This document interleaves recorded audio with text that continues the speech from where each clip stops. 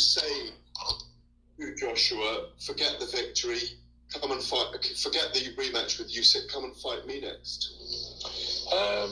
Good question, Gareth. But again, I've no real concern about anything else other than Deontay Wilder. I've got a mammoth task ahead. A very, really dangerous fight that I'm not overlooking, that I'm giving 100% focus. And I don't care who I fight after this. Whoever the next challenger is, let me get through Wilder first. Then on Sunday morning, you can speak to me as you always do, and then we'll talk turkey about who we'll fight next. Those are the words of Tyson the Gypsy King Fury as he shuts down also the possibility of fighting Anthony Joshua or anyone else except for Deontay Wilder. And again, I'm liking the energy, I'm liking the focus, I'm liking the tunnel vision that these guys managers are conducting, are showing. Tyson Fury knows that, hey, I have to concentrate on what I have to do. You know, one thing we learned about Anthony Joshua is if you keep focus, or if your focus splits in other things besides your primary objective, which is the fight, the current objective, you could end up with an L. Okay?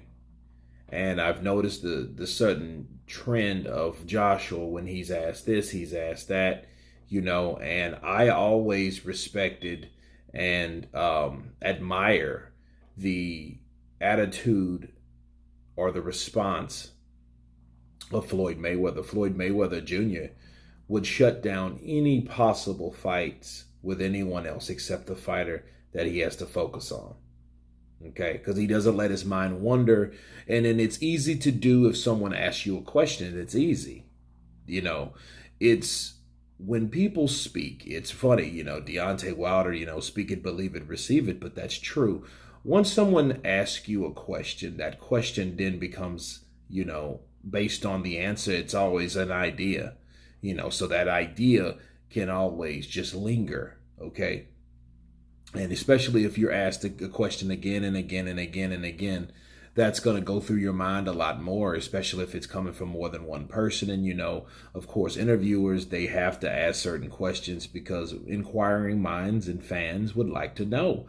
However, is that mentally healthy for any fighter? Asking a fighter about another fighter when that fighter is not even fighting that fighter, when that fighter has a potential threat in front of them, because all of these guys are threats, even if it's a very, very little threat or a huge threat.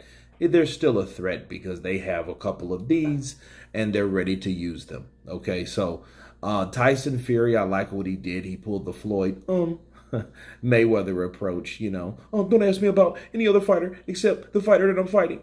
You know, that type of guy. He is that, and he's using that approach, and that's exactly what they should be doing. You know, to be talking about Alexander Usyk and Anthony Joshua and all this, they're focusing on the wrong thing. That's the wrong conversation that you need to have. And I appreciate how Tyson Fury shut that down. Okay. You know, that fight is right around the corner. So why would you be worried about the guy that these two guys where we already know the outcome? Counterpunch.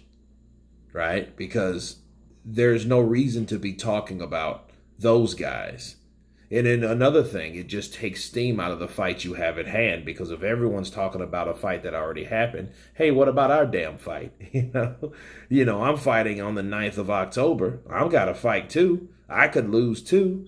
You know, I mean, I'm in there with a dangerous guy as well. So I think you guys need to talk more about that. Ask me on the 10th. Right, in the morning, and then I can give you a proper answer. But until then, let's stick to Deontay Wilder. But anyway, you guys tell me what you think of Tyson the Gypsy King Fury shutting down the idea of any fight with Anthony Joshua or Alexander Usyk right now. Of course, please subscribe. And you guys been Counterpunch. Peace.